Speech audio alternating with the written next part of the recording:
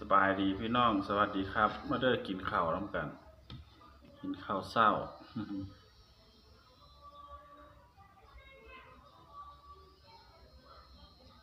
กินข้าวเช้าน้ำกันเด้อพี่น้องชาวลาวชาวไทยในต่างประเทศเพื่อนๆอยู่เกาหลีใต้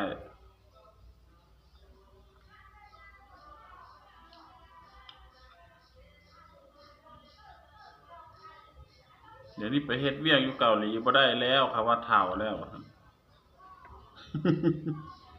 เฒ่าแล้วเขาก็เอาแต่ว่าตอนนี้ปฏิเสธว่าบ่มีแรงบ่มีกำลังเฮ็ด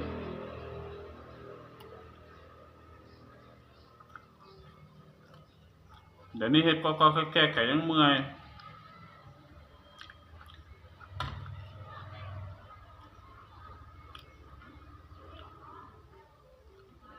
เฒ่าแล้วเฮ็ดหยังบ่ได้แล้ว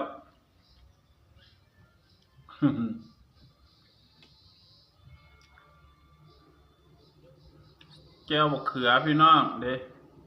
เฮ็ดมื้อเช้านี่แก้วบักเขือเต็มถ้วยบักง่ายอันเนี้ยมาเด้อพี่น้องเด้อข้าวสวยร้อนๆจานบักง่ายอีกละ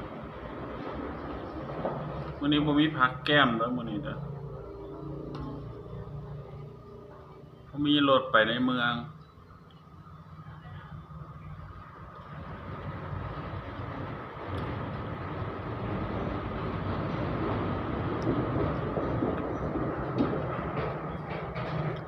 กินข้าวนำกันเด้อพี่น้อง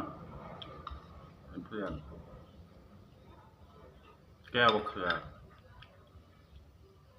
บ่แม่นซุปบักเขือดอกแก้วบักเขือ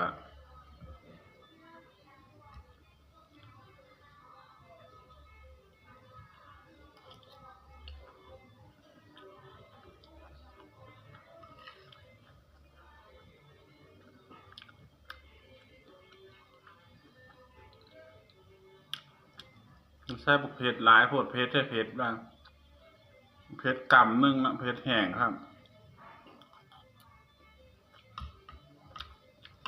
ใส่พริกแห้ง1 กำมือ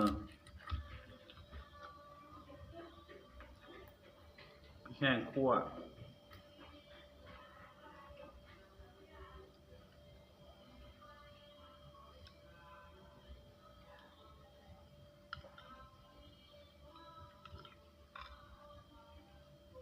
ก็ได้เป็นแก้วบ่แม่นซุปซะ